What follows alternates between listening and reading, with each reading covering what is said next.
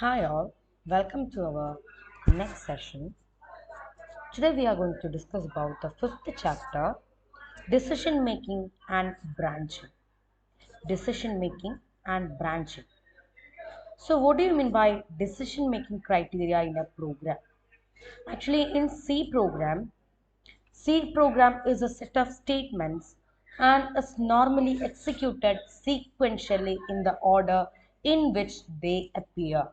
So a proper order, a sequential order will be there in your program and it will be executed one by one. So this is the way of execution of these set of statements. Second point, but certain situations you may have to change this order of execution based on certain conditions, or you may have to repeat a group of statements until certain conditions are met. So, in some cases, we want to skip some portion, we want to jump to another location. So, these all criteria can be done with the help of this thing known as decision making. You can see in the program, sorry, in the chapter name itself, decision making and branching. So mainly we have to focus on the 2 points. First one is branching, second one is looping. So what do you mean by branching? A program may have require that a logical test be carried out at some particular point within the program.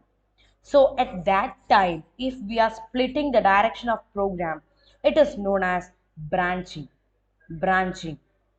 We will uh, learn deeply about branching in this chapter. And the next point is looping. Looping will be coming in your next chapter, but we can make a brief about looping. Actually, the program may have require that a group of instructions be executed repeatedly until some logical conditions has been satisfied. Just think that if I'm giving you a task to type the numbers from 1 to 10, I know that it's very simple to type 1 to 10. But just imagine that if I'm giving you the task to type the numbers from 1 to 1 lakh or 1 crore, is it a silly task? No, it will take many more time. It will consume the power of the system. How many times we have to sit in front of the system that we cannot understand. Alle? So what we have to do is we can make use of the loops. Loop, for loop, while loop, do while loop. Many more loops are there. So before going to the looping section, we can discuss about branching. So the first thing that you can see on my screen is control statements. Control statements. So mainly the control statement is categorized to three. The first portion is stands for sequential statement. Second one is for branching statement. Third one for loop statement. So sequential statements means the simple program without any loop, without any condition, nothing more will be there. The normal program is known as sequential statement. Then the next is branching statements. So branching statements can be gone to two variety of types. The first type is conditional statements and the second type is unconditional branch statements. So in the case of conditional statements, we have the category of items there just like if, else if or if else, both we can say. Then nested if or Elsif ladder. Elsif ladder is also known as if, else if, else. If, else if, else. Then switch. Then the unconditional branch statement is there and that is go to, break, continue and return. For looping statements, we have for, while and do while. For, while and do while. Then if statement. If statement is considered as a powerful decision making statement in your programming concept. Not only in C, in any programming concept, we have to work with the if statement. Why we are using if statement? What is the use of if? If statement is used to control the flow of execution of statements. So how we can control a statement's execution? Actually, we have to check a condition here. If that condition is going to a true answer, it is displaying a true result, it is a positive result, then we can then we can get the result as the statements inside the if condition area. That is the use of if statement. So simply we can say the if statement evaluates the test expression inside the parenthesis. If the test expression is evaluated to true, statements inside the body of if are executed. If the test expression is evaluated to false, statements inside the body of if are not executed. So mainly we have three type of classification in if statements. First one is simple if, second one if else, third one if else. So the first one is simple if statement. So how we can do this program? You can see here, if of test expression or the condition will be there. Inside that parenthesis, we have to enter our condition. After that, if that condition is going to be true, then it will come to this area inside the braces and we will type the result, the statement inside this if statement. Just you can see the working here. Look at this. Expression is true in this case. Int test equal to 5 if test less than 10. Actually test is equal to 5. So we can replace the test with the 5 here. 5 is less than 10. Is it right? Is it right? Yeah, it's right. Then what will happen is it will just come to inside this brace and it will return the result whatever we have coded inside this brace, this pair of brace.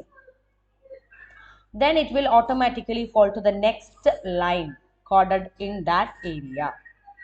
Then we have the expression for a false condition. If a condition is giving you any false answer, just look at this program, int test equal to 5. If test greater than 10, is it possible? You can replace the test with the 5. If that number 5 is greater than 10, no, not actually.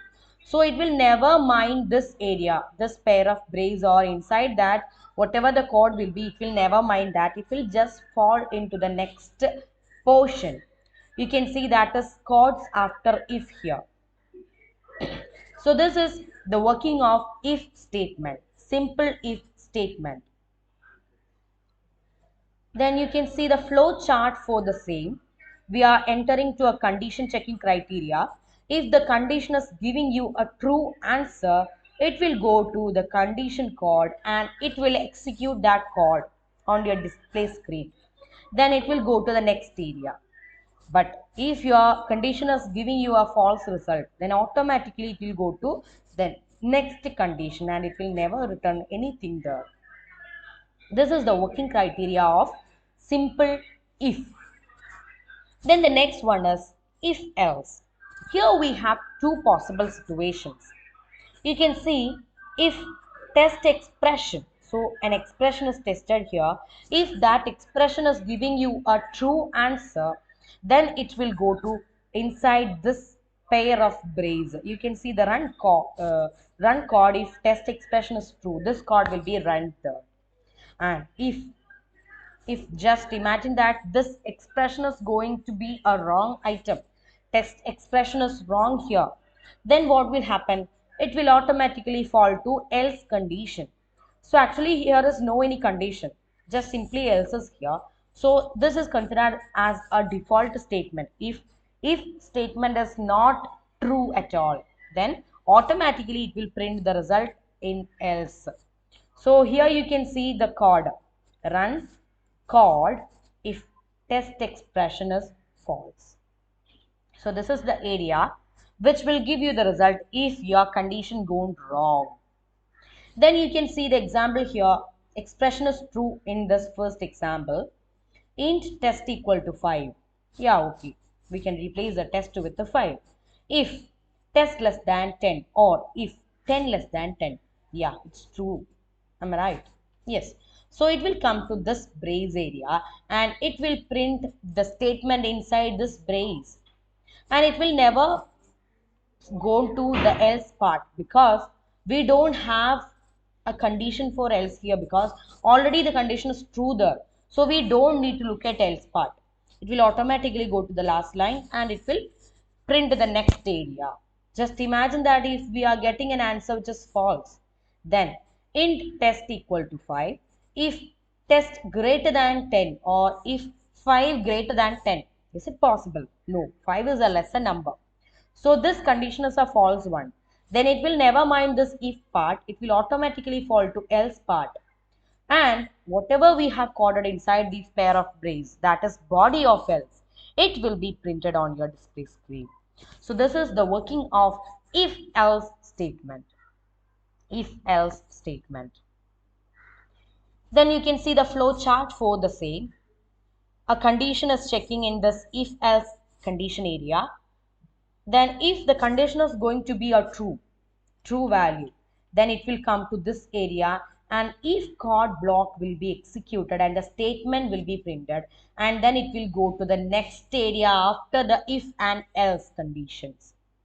Just imagine that our condition is going to be a wrong answer, then false will be leading to this area. It will print the else code or else code block. Then it will take you to the next statement after if statement. If else statement, whatever will be the, it will be printed here. Then you can see the next condition, that is if else. Here we can call this product or this mechanism with another name, that is Elsif ladder. Elsif ladder, because here we have to deal with a many number of items which will be coded inside Elsif. Here you can see if test expression 1, if this expression is correct, then it will print the statement inside this area. But just imagine that this is a wrong area, wrong condition. It will come to the else if part. And if it is right, then it will print the statement available here. Again, if this statement is again a wrong thing, then it will fall to else if. And how much else if conditions are there, everything will be tested. If all of them are false, then only it will go to the last statement, the last group of statement which is coded inside else. So whatever will be coded in else, it will be printed if and only if all other test expressions are going to be giving you a false result. Just you can see the example here. If condition 1, if that statement is correct, then it will print and it will take you to the last line. And if it is wrong, then it will take you to the next area else if. If that condition is right, then you can print the result in statement 2. And if it is wrong, then again you will be falling to the next area of else if. So it will be repeated how much time that we can calculate using this else if statement and conditions. So if all these conditions are giving you the false result, then automatically it will go to the last area.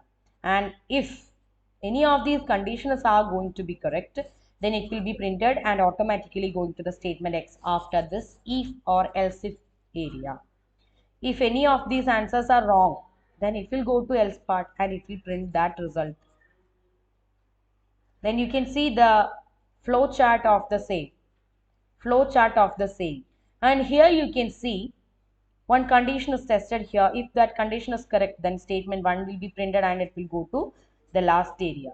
And if it is wrong, then it will take you to the condition 2. Again, you are falling like this. And if all these else if part is wrong, then you will be falling to the area called else.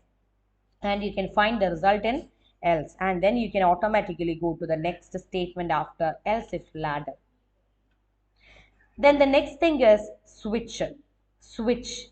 Switch statement is just like else if ladder actually, but here all the alternative conditions will be checked and any of them will be correct. So you can see we have started our journey from this point. We are switching the number and after that we are going to the condition checking area. Case number 1 will be checked here. If that answer is giving you a correct one, correct true answer is here, then it will take you to the statement group 1. It will be printed and it will break the statement. It will go to the end. If the case 1 is wrong here, then it will take you to case number 2 and it will print the result in this area, break, then end. If it is wrong, then it will lead to case number 3. Then it is considered as a default answer, because if all the other conditions above listed as wrong, then by default it will give you the result in case number 3. So that is the working criteria or working principle in switch. And the next one is Goto. And in Goto, you can see Goto is a type of label or a jumping statement. By using this Goto statement, you can skip some area, skip some code. You can see Goto is listed here, and here you can find the data like a label. So it will just check that is there any line which is coded with label 1. Starting will be label. So I can see that fourth line is coded with a label. So automatically these all lines in between these area we have two lines. These lines will be skipped and the fourth line will be printed. And also the statement inside label will be printed. And you can see the working protocol of Goto. Goto label 1 semicolon will take you to the label 1, and the code whatever we have displayed inside the label part will be displayed as your result. So this is the working of Goto statement. Okay, then I think all of you got a proper idea about all these statements. So please go through these all things. Okay, then we can wind up the session. And in our live session, we will discuss the programming concepts of all these conditional or branching or looping statements. Okay, then, bye friends. We will meet in our next session.